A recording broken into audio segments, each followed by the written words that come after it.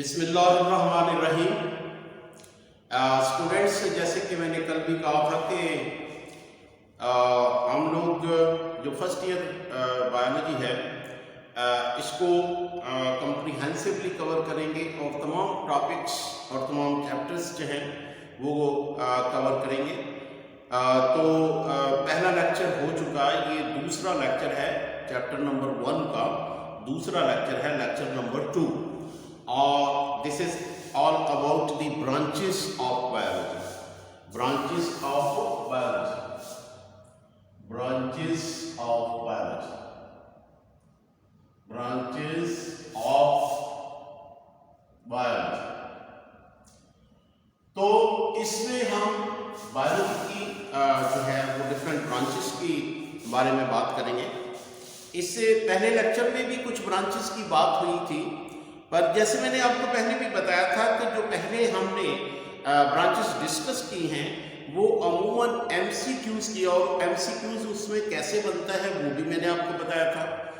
अब जो हम ब्रांचेस की बात करेंगे जो फेयरली मॉडर्न ब्रांचेस हैं और ये जो ब्रांचेस हम आज पढ़ने जा रहे हैं ये शॉर्ट क्वेश्चन हैं। इसमें से कोई एक ब्रांच जो है वो शॉर्ट क्वेश्चन की सूरत में पूछी जा सकती है और उसकी डेफिनेशन पूछी जा सकती है। तो शॉर्ट क्वेश्चन की गाइडलाइन में मैंने आपको बताया था कि शॉर्ट क्वेश्चन को अमूमन स्टूडेंट्स जो है अहमियत नहीं देते। देखें, लॉन्ग क्वेश्चन के 4 मार्क्स हैं और आप 4 मार्क्स के लिए कम से कम 2-3 पेज भरते हैं 4 नंबर लेने के लिए, और शॉर्ट क्वेश्चन के 2 नंबर होते हैं और स्टूडेंट्स अमूमन आधी लाइन लिखते हैं और फिर क्या होता है कि उनके मार्क्स लूज होते हैं शॉर्ट क्वेश्चन में। आपको पता है कि आपके जो पेपर पैटर्न के मुताबिक आपको 22 शॉर्ट क्वेश्चन आते हैं और 44 मार्क्स होते हैं।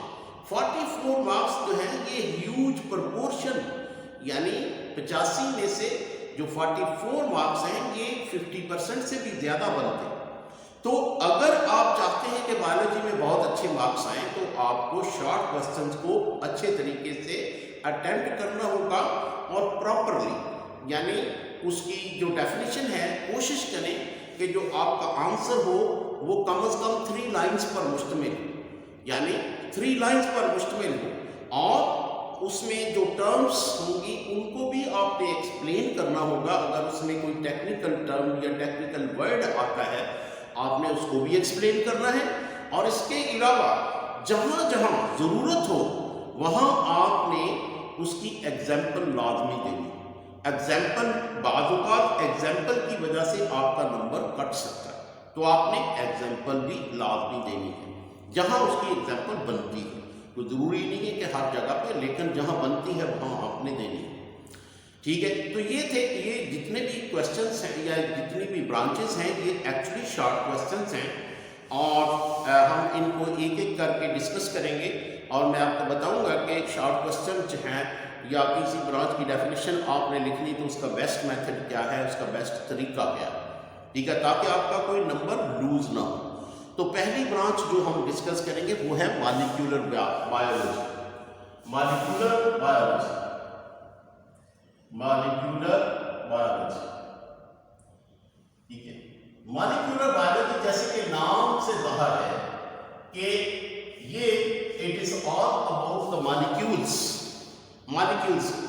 लेकिन जब आप इसकी डेफिनेशन लिखेंगे, देखिए सबसे पहले तो ये है कि जब किसी ब्रांच की डेफिनेशन लिखते हैं तो आप एक लाइन को उसमें हर एक में ऐड करते हैं और वो लाइन सबके लिए आपने इस लाइन को अच्छे तरीके से याद कर लेना है, और वो ये है कि this is the branch of biology, this is the branch of biology, branch of biology which deals with the study of, which deals with the study of, with the study of, study of, study of, which deals with the study of, which deals with the study of, which deals with the study of, ये line जो है यहाँ तक आपने हर एक definition के साथ add करनी है, ठीक है। यानी कोई भी अगर आपने किसी बायोलॉजी की ब्रांच की डेफिनेशन आ जाती है तो आपने ये लाइन, एक लाइन तो आपको ये मिल जाएगी, क्योंकि फिर आपका आंसर फेयरली जो है वो उसका बल्क यानी 3 लाइंस आप उसको पूरा करना आपके लिए आसान हो जाएगा। अच्छा, विद स्टडी ऑफ, यहाँ पे हमने इसकी डेफिनेशन कर रहे हैं मॉलिक्यूलर बायोलॉजी।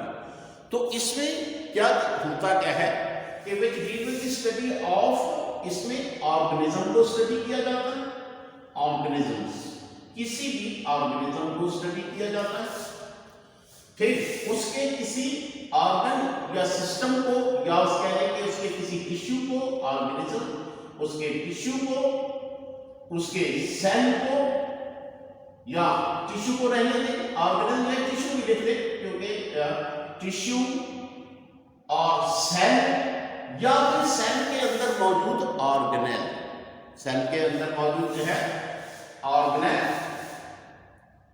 ऑर्गेनेल, ठीक है। On the molecular level, on the molecular level, on the molecular level. ये तो जनाब आपकी हो गई यानी डेफिनेशन फेयरली, मतलब जो है इसकी ऑलमोस्ट 2 to 3 लाइंस बन गई हैं कि अब इसको थोड़ा सा समझ लें। रट्टा तो आपने लगा नहीं है, लेकिन आप इसको समझ लें कि मॉलिक्यूलर बायोलॉजी क्या होती है और इसलिए जो मैंने डेफिनेशन लिखी है इसका मतलब क्या है। देखिए, सबसे पहले मैंने कहा कि किसी भी अगर आपने ऑर्गेनिज्म की स्टडी करनी है, चाहे वो प्लांट है, एनिमल है, कोई भी है, तो आपने जो है उसके मॉलिक्यूलर लेवल तक जाना है कि उसकी बॉडी के अंदर कौन से मॉलिक्यूल्स हैं, स्पेशली कौन से मॉलिक्यूल, मैक्रो मॉलिक्यूल। याद रखें, यहाँ पे जो मॉलिक्यूल का जिनका जिक्र किया है, actually they are molecule, they are macro molecules. और मैक्रो मॉलिक्यूल्स जो हैं, जो जिनकी स्टडी यहाँ पे होती है, मैक्रो मॉलिक्यूल्स, ये प्रोटीन्स हो सकती हैं, ठीक है, लिपिड्स हो सकते हैं, और डीएनए हो सकता है, ठीक है, और कार्बोहाइड्रेट्स हो सकते हैं, carbohydrate. These are the macro molecules, जिनका मॉलिक्यूलर वेट जो होता है वो बहुत ज्यादा होता है, इनको मैक्रो मॉलिक्यूल्स कहा जाता है। और इन मैक्रो मॉलिक्यूल्स की स्टडी की जाती है किसी भी ऑर्गेनिज्म के अंदर के इसमें इसकी बॉडी कौन कौन से मॉलिक्यूल से बनी हुई है, ठीक है। तो इन यानी अगर हमने किसी ऑर्गेनिज्म की स्टडी करनी है तब भी, अगर उसके टिश्यू की स्टडी करनी है तब भी हम उसके टिश्यू में ये देखना है कि इसके टिश्यू किस किस मैक्रोमॉलिक्यूल से बने हुए हैं, उनकी कंपोजिशन क्या है, यानी किस किस उसके अंदर प्रोटीन कितनी है, लिपिड्स कितनी है, कौन सा लिपिड है वगैरह। तो ये, और इसमें ज़्यादातर जो ज़्यादा फेमस मॉलिक्यूल्स हैं जो स्टडी किए जाते हैं मॉलिक्यूलर बायोलॉजी में, वो प्रोटीन्स और डीएनए, इनकी स्टडी बहुत ज़्यादा की जाती है। और क्योंकि डीएनए जो है हेरेडिटरी मटेरियल है इसलिए बाहर, तो ये यानी इस तरह से आप इसकी डेफिनेशन लिखेंगे मॉलिक्यूलर बायोलॉजी के। मॉलिक्यूलर बायोलॉजी क्या है? The branch of biology which deals with the study of organism, यानी इसमें ऑर्गेनिज्म की स्टडी की जाती है, उसके टिश्यूज की स्टडी की जाती है, उसके सेल की या उसके ऑर्गेनेल की स्टडी की जाती है, लेकिन इस लेवल पर मॉलिक्यूलर लेवल, यानी उसमें मॉलिक्यूल्स कौन से, ठीक है, स्पेशली मैक्रो मॉलिक्यूल्स। तो ये हो गई, अगर ये तो होगी डेफिनेशन किसकी, मॉलिक्यूलर बायोलॉजी की। मॉलिक्यूलर बायोलॉजी के बाद हम नेक्स्ट बात करते हैं अगली ब्रांच की, जो कि एनवायरमेंटल बायोलॉजी है। Environmental biology, environmental biology, environmental biology, environmental biology, environmental biology, environmental biology. इससे पहले आपने एक ब्रांच पढ़ी थी बायोलॉजी की, इकोलॉजी, इकोलॉजी, और उसमें हमने डिस्कस किया था कि ये वो बायोलॉजी की ब्रांच है, this is the branch of biology which deal with the study of organism and it's interaction with the environment. यानी फर्स्ट में हमारे पास एक पॉन्ड है, ये एक एनवायरनमेंट है, ये क्या है? एक पॉन्ड यानी तालाब है और इसके अंदर एक ऑर्गेनिज्म है, ठीक है। ये ऑर्गेनिज्म इस पॉन्ड के अंदर है। अब यह जाहिर है इस जो ऑर्गेनिज्म का ये जो एनवायरनमेंट है, इसके इर्द गिर्द पानी है, वाटर है और इसके इर्द गिर्द एयर है। ये क्या है? ये इसका एनवायरनमेंट है। इस पॉन्ड के इर्द गिर्द कुछ यानी प्लांट्स हैं, ये भी इसका एनवायरनमेंट है। तो ये ऑर्गेनिज्म अपने एनवायरनमेंट के साथ कैसे इंटरैक्ट करता है, इसको इकोलॉजी कहते हैं, यानी इसके साथ रिलेशन। लेकिन एनवायरमेंटल बायोलॉजी में एक स्टेप हम आगे जाते हैं, इसीलिए इसका जो डिफरेंस है अमूमन यानी स्टूडेंट्स को कंफ्यूजन होती है कि ये एनवायरमेंटल बायोलॉजी और इकोलॉजी सेम ही है, इसमें कोई फर्क तो हमें लगा नहीं। तो इसमें फर्क है और वो एक स्टेप आगे है, यानी हम इकोलॉजी से एक स्टेप आगे जाएंगे। आगे कैसे जाएंगे कि ये जो उसका एनवायरनमेंट है, हाँ उसमें पानी है, एयर है, ये भी इसकी यानी एनवायरमेंटल बायोलॉजी में भी हम इसी तरह से ऑर्गेनिज्म को स्टडी करते हैं और उसके अपने एनवायरनमेंट के साथ जो इंटरेक्शन है उसकी स्टडी करते हैं। पर हमने इसके साथ एक और चीज की स्टडी भी करनी होती है कि ये जो इसका एनवायरनमेंट है ऑर्गेनिज्म का, इसको हजरत इंसान ने यानी ह्यूमन बीइंग ने कितना डिटीरियोरेट किया है, कितना खराब किया है। ये जो ऑर्गेनिज्म है इसका जो इसके इर्द पानी है ये कितना ज्यादा पोल्यूटेड है।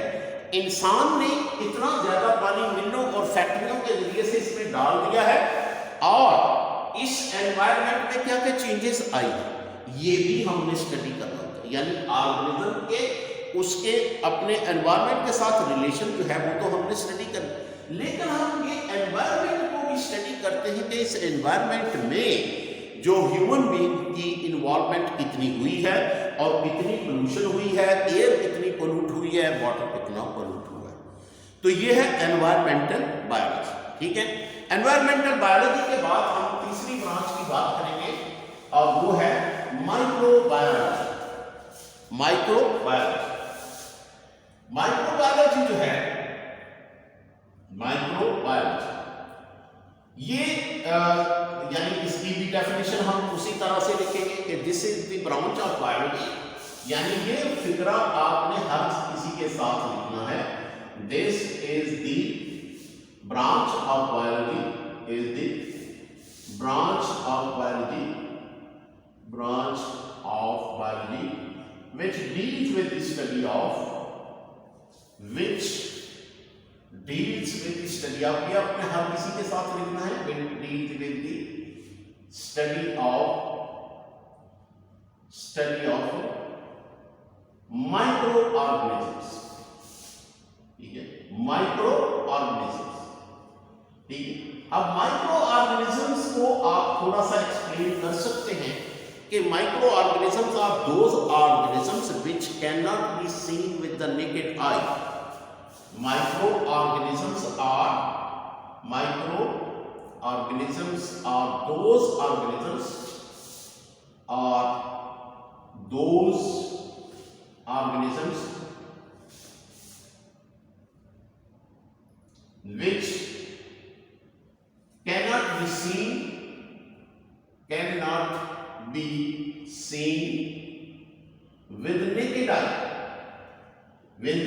naked eye, अब यानी इसका मतलब क्या है? इसका मतलब ये है कि ये वो ब्रांच ऑफ बायोलॉजी है जिसमें हम ऐसे ऑर्गेनिज्म की स्टडी करते हैं जो हमें आम आंख से नजर नहीं आते और हम उनको माइक्रोस्कोप की मदद से यानी जो है वो स्टडी करते हैं। which cannot be seen with the naked eye, they can be seen only under microscope. They can be seen only under microscope.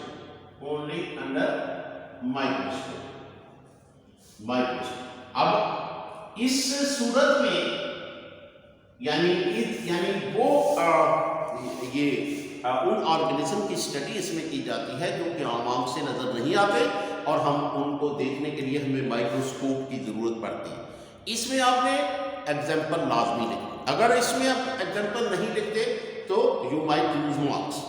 यानी आपका नंबर कट सकता है। जैसे इसमें एग्जाम्पल आपने उन ऑर्गेनिज्म की देनी है जो कि जैसे कि बैक्टीरिया है, जैसे कि बैक्टीरिया है, जैसे कि वायरस है, जैसे कि कुछ फंजाई भी ऐसे हैं, सम फंजाई, ठीक है, कुछ फंजाई ऐसे हैं, सम फंजाई, कुछ और कुछ सम प्रोटोजोन्स, यानी ये वो ऑर्गेनिज्म हैं जो कि आम आंख से हमें नजर नहीं आते और हम इनको सिर्फ माइक्रोस्कोप की मदद से देख सकते हैं। तो इनकी स्टडी को हम माइक्रोबायोलॉजी कहते हैं, ठीक है। तो ये कंप्लीट और कॉम्प्रिहेंसिव डेफिनेशन है, जिस अगर आप ये इस तरह से लिखते हैं तो कोई आपके मार्क्स नहीं काट सकता। तो नेक्स्ट ब्रांच है जो है उसकी बात करते हैं, next branch of biology. Next जो ब्रांच है वो है fresh water biology. Fresh water biology, fresh water biology. तो फ्रेश वाटर जो है, एक जहन में बात रखें कि फ्रेश वाटर का मतलब ये कतई नहीं कि ताजा पानी। फ्रेश वाटर का मतलब होता है ऐसा पानी जिसमें नमकियात कम हो, जिसमें साल्ट कम, यानी कंपैरेटिवली साल्ट कम। जैसे मिसाल के तौर पर रिवर है, लेक्स हैं, यानी ये जो नदियां, नाले और जो रिवर्स हैं, इनमें साल्ट की मिकदार कम होती है, पॉन्ड्स हैं, तो इनको हम फ्रेश वाटर कहते हैं, ठीक है। इनको हम, जैसे ये चश्मे का पानी है, ये भी फ्रेश वाटर में आता है। तो फ्रेश वाटर बायोलॉजी की पहले डेफिनेशन वही बात जैसे मैंने अभी कहा कि this is the branch of biology, this is the branch of biology, branch of biology which deals with the study of which deals with the study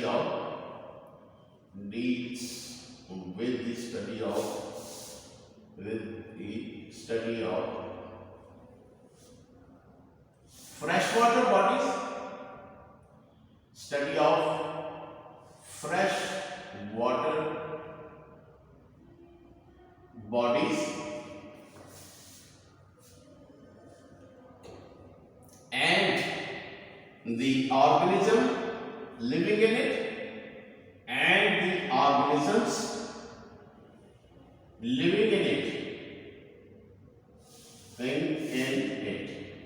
It also deals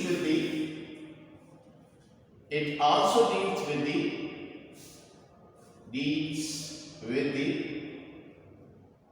the physical and chemical parameters of freshwater bodies.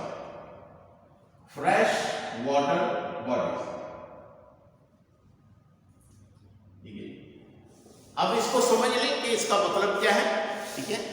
थोड़ा सा इसको समझ लेते हैं कि इसका मतलब क्या है। देखें कि it is the branch of biology which deals with the study of, जहां तक तो हर किसी के साथ यही फिर सेंटेंस लगेगा, fresh water bodies. Fresh water bodies क्या है?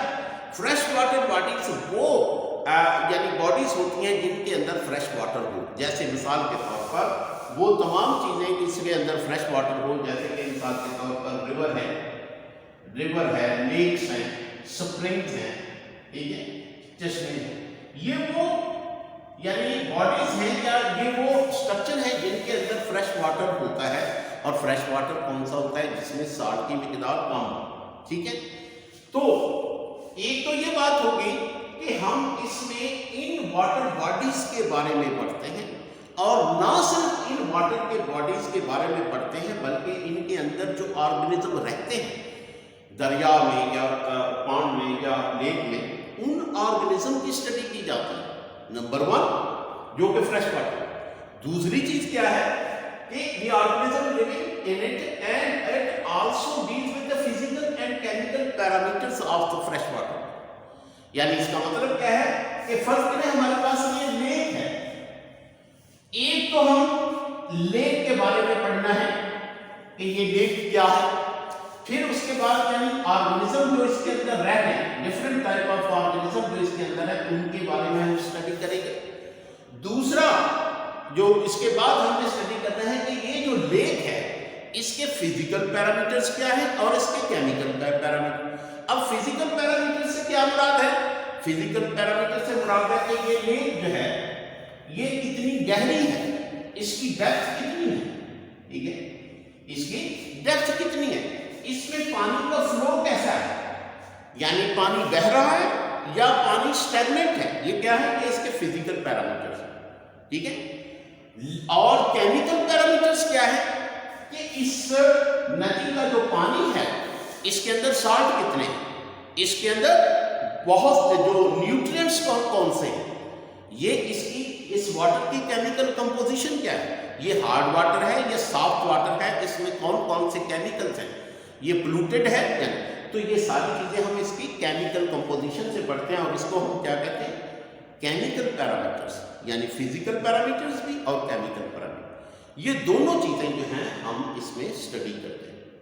अच्छा, उसके बाद फ्रेश वाटर के बाद आ गया मैरीन बायोलॉजी, मैरीन बायोलॉजी। तो मैरीन बायोलॉजी जो है इसमें और फ्रेश वाटर बॉडीज में बहुत ही माइनर सा डिफरेंस है, यानी ये मैरीन बायोलॉजी और मैरीन वर्ड जो होता है ये यूज होता है मैरीन बायोलॉजी। मैरीन वर्ड किस लिए यूज होता है? For the seas and oceans, seas plus ocean, ठीक है। सी कहते हैं छोटे समुद्र को, जिसको हम उर्दू में कहते हैं बुहेरा, बुहेरा यानी बुहेरा अरब, अरेबियन सी, ठीक है। इसी तरह से इंडियन सी यानी बहेरा हिंद। लेकिन जो ओशन होता है इसको हम बहर कहते हैं, बहर, और ये बहुत बड़ा समुद्र होता है, जो बहुत बड़ा समुद्र हो उसको हम बहर कहते हैं, ओशन कहते हैं। और जो छोटा होता है जैसे बहरे ओकियानूस, अटलांटिक ओशन जिसको कहते हैं, भी बहुत बड़ा समुद्र है और इंग्लैंड से शुरू होकर अमेरिका तक जाता है, कनाडा तक जाता है, दरमियान में कुछ नहीं, इतना बड़ा ये समुद्र है बहरा ओकियानूस जिसको इतना। तो ये जो मैरीन बायोलॉजी है ये all about the seas and ocean, यानी लाइफ इन सीजन, इसमें हम लाइफ की स्टडी करते हैं, ऑर्गेनिज्म की स्टडी करते हैं जो कि सीज और ओशन में यानी छोटे और बड़े समुद्रों में रहते हैं। और इसके साथ हम सीज और ओशन के केमिकल और फिजिकल और chemical, physical plus chemical parameters, ये दोनों स्टडी करें, केमिकल पैरामीटर्स, ठीक है। ये सारी चीजें मैं पिछली डेफिनेशन में आपको बता चुका हूं कि फ्रेश वाटर में बायोलॉजी जो है उसमें और इसमें भी जो सीज और ओशन है इनके फिजिकल पैरामीटर्स को भी स्टडी किया जाता है और केमिकल को भी। ये मैं आपको बता भी चुका हूं कि फर्स्ट तरह ये समुद्र है, तो समुद्र जो है इसके फिजिकल पैरामीटर्स क्या होंगे, इसकी डेप्थ कितनी है, इसके पानी का बहाव कैसा है, यानी कि ये तेज चलता है या आहिस्ता चलता है, ये सारी इसके फिजिकल में आएंगी। इसकी जो वेव्स हैं उसका करंट या मतलब उसकी स्पीड कितनी है, और इसका जो पानी है इसके अंदर कौन कौन से केमिकल्स हैं, साल्ट्स हैं, ये इसके केमिकल पैरामीटर में आएगा। यानी केमिकल पैरामीटर में क्या आएगा कि इस ओशन का या इस सी के पानी में कितने साल्ट्स, इसकी कंपोजिशन क्या है, पोल्यूटेंट्स कितने हैं वगैरह, ठीक है। तो ये है मैरीन बायोलॉजी। तो मैरीन बायोलॉजी में और फ्रेश वाटर बायोलॉजी में फर्क क्या है कि उसमें जो फ्रेश वाटर बायोलॉजी में फ्रेश वाटर बॉडीज होती हैं जिसमें दरिया हैं, ये जो लेक्स हैं, चश्मे हैं जिनमें ऐसा पानी होता है जिसमें साल्ट कम हो।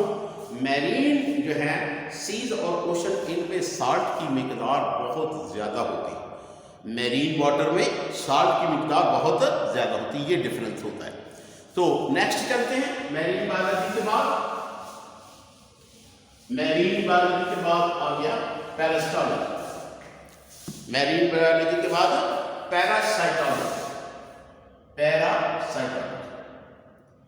अच्छा, इसमें अक्सर लोग ये करते हैं कि वो क्या करते हैं कि study of parasite is called parasitology, और फिर जो एक्सपेक्ट करते हैं इसके हमें 2 नंबर मिले, यानी इतना लिख देते हैं स्टडी ऑफ पैरासाइट। भाई मैंने जैसे कहा कि शॉर्ट क्वेश्चन में से अगर आपने 2 आउट ऑफ 2 लेने हैं तो उसको प्रॉपरली आपको लिखना होगा। जैसे मिसाल के तौर पर पहले लाइन तो यही होगी, this is the branch of biology, this is the branch of biology, branch of biology which deals with the study of deals with the study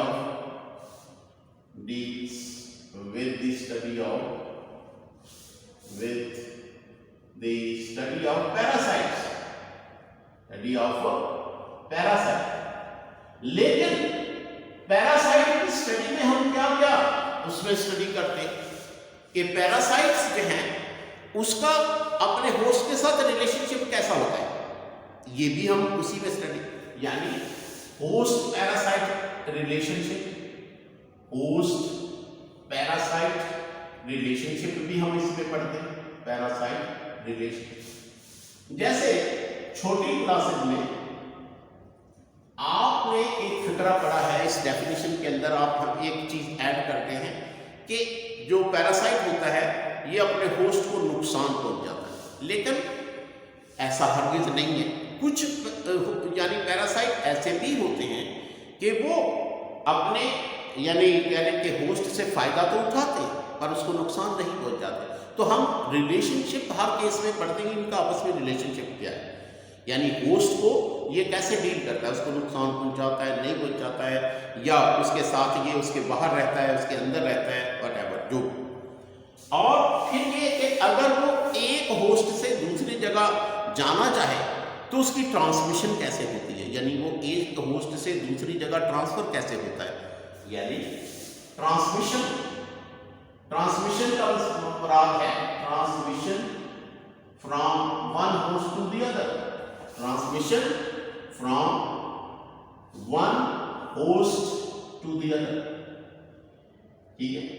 ये भी हम इसी में पढ़ते हैं, यानी ये नहीं कि स्टडी ऑफ पैरासाइट्स आपने उसके बारे में डिटेल बताना है कि मतलब यानी ये जो पैरासाइट्स होते हैं यानी पैरासाइटोलॉजी जो है इसमें क्या क्या चीज़ें स्टडी, ना सिर्फ पैरासाइट बल्कि पैरासाइट का होस्ट के साथ रिलेशनशिप, और ये कि वो उसकी ट्रांसमिशन कैसे होती है एक ऑर्गेनिज्म से, ये भी हमें। और अगर इसकी होस्ट की एग्जांपल आप पैरासाइट की एग्जांपल लिखना चाहें तो बहुत सारी, जैसे आपके सर की जुएं जो हैं, लाइस जो हैं, ये पैरासाइट्स हैं। कैस्केटा एक वो दरख्तों के ऊपर जो अमर बेल होती है येलो कलर की, वो भी एक जो है वो इसकी एग्जांपल है, वो आप लिख सकते हैं इसमें इसकी एग्जांपल, ठीक है। तो पैरासाइटोलॉजी के बाद जो नेक्स्ट है वो है ह्यूमन बायोलॉजी। इसके बाद क्या है, ह्यूमन बायोलॉजी। देखिए ह्यूमन बायोलॉजी जो है जैसे कि नाम से जाहिर है कि it is all about human being, यानी इंसान की स्टडी की जाती है और इंसान के हर एस्पेक्ट की स्टडी की जाती है मुकम्मल तौर, यानी this is the branch of biology which deals with the study of this is the branch of biology which deals with the study of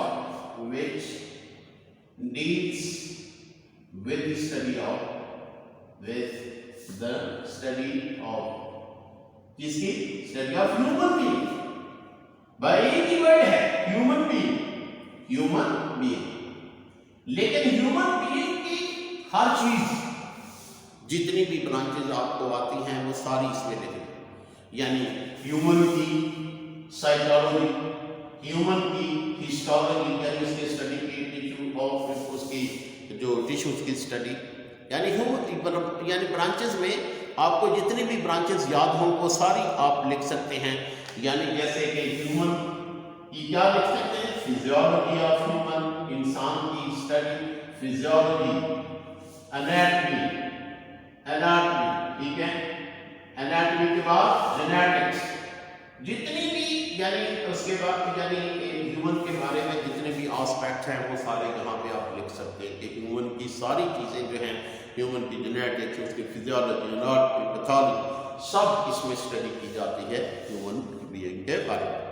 human being के ह्यूमन बायोलॉजी के बाद जो नेक्स्ट है वो है सोशल बायोलॉजी, सोशल बायोलॉजी, ठीक है। देखिएगा इसमें आपको लिख के एक वर्ड लिख के बता रहा हूँ कि आपने डेफिनेशन कैसे लिखनी है। यहाँ पे मेरा मकसद आपको बताने का ये है कि आपको जब भी शॉर्ट क्वेश्चन आए आपको ये पता हो कि शॉर्ट क्वेश्चन कैसे लिखा जाता है, और अगर उसमें कभी कोई ब्रांच ऑफ बायोलॉजी आ जाए तो आपने इसको कैसे, इसीलिए मैं आपको लिख के एक एक वर्ड बता रहा हूँ ताकि आप किसी भी तरीके से ये अपना कोई नंबर या अपना यानी लूज ना करें। सोशल बायोलॉजी, तो सोशल बायोलॉजी जो है, सोशल बायोलॉजी जैसे कि नाम से जाहिर है, सोशल यानी समाज, ये भी ह्यूमन बीइंग की ही ब्रांच है, यानी इसमें भी हम ह्यूमन बीइंग के बारे में ही पढ़ते हैं, लेकिन पढ़ते क्या हैं, this is the branch of biology which deal with the study of social behaviour of human being.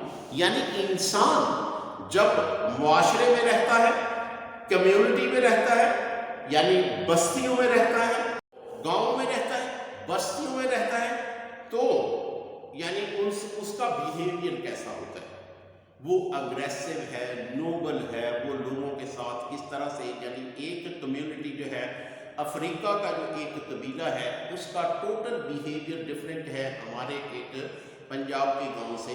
तो यूके उसमें लोग जो हैं दे आर वेरी कहते हैं वेरी वाइल्ड, यानी जानवरों को जो है वो उनका खून भी पी लेते हैं, और उनके जो रस्म व रिवाज हैं दे आर टोटली डिफरेंट, ठीक है, और they are more aggressive than us. यानी ये जो सोशल बिहेवियर होता है जब इंसान किसी कम्युनिटी में या रहता है तो उसको हम सोशल यानी बायोलॉजी के अंदर पढ़ते हैं।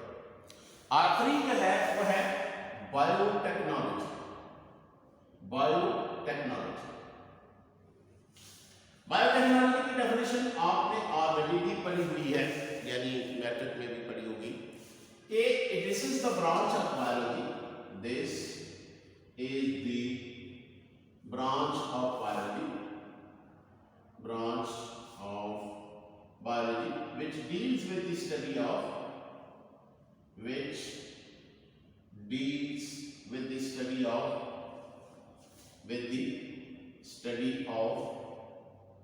using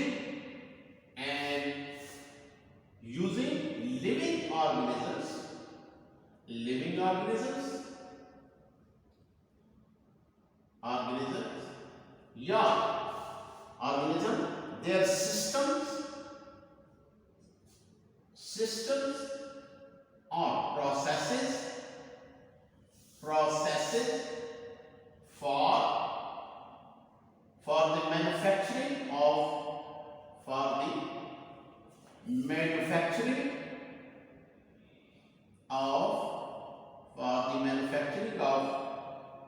useful things for mankind,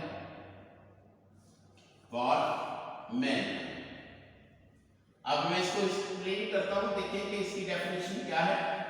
sometime students इसमें थोड़ी सी कंफ्यूजन फील करते हैं कि ये वो ब्रांच है बायोलॉजी की जिसमें हम लिविंग ऑर्गेनिज्म को यूज करते हैं। पहली बात ये लिविंग ऑर्गेनिज्म कोई बैक्टीरिया हो सकता है, कोई फंजाई फंगस हो सकता है, प्रोटोजोन हो सकता है। किस लिए यूज करते हैं कि उनकी मदद, उनको यूज करके हम कोई यूजफुल चीजें बनाते हैं, ठीक है। यानी जैसे कि आप जानते हैं कि जो बैक्टीरिया होते हैं, bacteria are nowadays used for the manufacturing of insulin. यानी हम लिविंग ऑर्गेनिज्म को यूज कर रहे हैं किसके लिए, इंसुलिन बनाने के लिए, एक कंपाउंड बनाने के लिए। और इंसुलिन जो है ये इंसानों के लिए बहुत ही यूजफुल है क्योंकि it is used for the treatment of diabetes mellitus, यानी ये शुगर के मरीजों के लिए यूज होती है और इसको हम बैक्टीरिया की मदद से बना रहे हैं। यानी ये एक एग्जाम्पल है इसकी बायोटेक्नोलॉजी की, और आप लिख सकते हैं फॉर एग्जाम्पल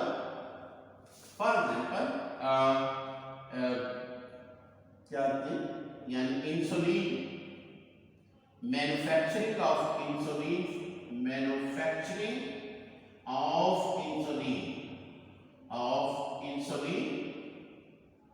फ्रॉम बैक्टीरिया, ठीक है, ये इसकी एग्जाम्पल आप दे सकते। अब जो दूसरे एक दो वर्ड, यानी या तो इसमें लिविंग ऑर्गेनिज्म यूज किए, कोई जरूरी नहीं कि हम लिविंग ऑर्गेनिज्म को ही यूज करें, हम उसके किसी भी सिस्टम को, किसी भी प्रोसेस को यूज करें। जैसे बैक्टीरिया में एक प्रोसेस है फर्मेंटेशन यानी कि एनारोबिक रेस्पिरेशन। तो एनारोबिक रेस्पिरेशन का जो प्रोसेस है फर्मेंटेशन, इस प्रोसेस को हम यूज करते हैं बहुत सारे प्रोडक्ट्स बनाने के लिए, यानी ये जो मेडिसिन है या बहुत सारी सिंगल सेल प्रोटीन, बहुत सारी यानी ऐसी चीजें हैं जो हम फर्मेंटेशन के बनाते हैं। और फर्मेंटेशन क्या है? It is a process of bacteria, यानी लिविंग ऑर्गेनिज्म का कोई प्रोसेस या उसका कोई सिस्टम, यानी उसका कोई सिस्टम, यानी उसके बॉडी का कोई भी सिस्टम जो है वो हम मैन्युफैक्चरिंग के लिए यूज कर सकते हैं। किसके लिए? यानी कोई भी हम ऐसी चीज बना सकते हैं जो इंसानों के लिए यूजफुल। ठीक है, तो ये थी ब्रांचेस ऑफ बायोलॉजी। आज का जो लेक्चर था होपफुली आपको अच्छे तरीके से समझ आ गई होगी। अगर कोई आप कमेंट करना चाहें तो वीडियो के नीचे कमेंट भी कर सकते हैं कि वीडियो आपको कैसा लगा या इसमें, और अगर आपको कोई वॉइस का या साउंड का इशू हो तो प्लीज़ आप कोशिश किया करें कि वो हैंड्स फ्री लगा के लेक्चर को सुना करें, ताकि आपकी तवज्जो भी रहे और आपको आपकी जो क्वालिटी है आवाज़ की वो भी इम्प्रूव हो सके। वैसे मेरी कोशिश तो होती है कि मैं इसको ज़्यादा से ज़्यादा, और गाइस मैंने जैसे आपको कहा था कि आप लोग इन वीडियोस को जो है अपने दोस्तों के साथ ज़रूर शेयर करें। यानी अब आप मैट्रिक से आए हैं पढ़ के, तो आपके बहुत सारे जो दोस्त जो डिफरेंट कॉलेजेस में पढ़ रहे हैं, तो आप उन सब को फॉरवर्ड करें, ये शेयर करें, और ताकि वो भी इससे इस्तेफादा हासिल कर सकें। और ये कि आप चैनल को सब्सक्राइब ज़रूर कर लें, उससे ये फ़ायदा होगा कि मुझे आपको जो है कोई भी वीडियो भेजने की ज़रूरत नहीं पड़ेगी और आपको सर्च करने की ज़रूरत नहीं पड़ेगी। जो वीडियो होगा वो खुद ब खुद आपके वीडियो यानी आपके जो मोबाइल पे आ जाएगा और उसकी नोटिफिकेशन आपको हो जाएगी। तो इसलिए ये बहुत ज़रूरी है कि आप चैनल को सब्सक्राइब ज़रूर करें। Thank you very much.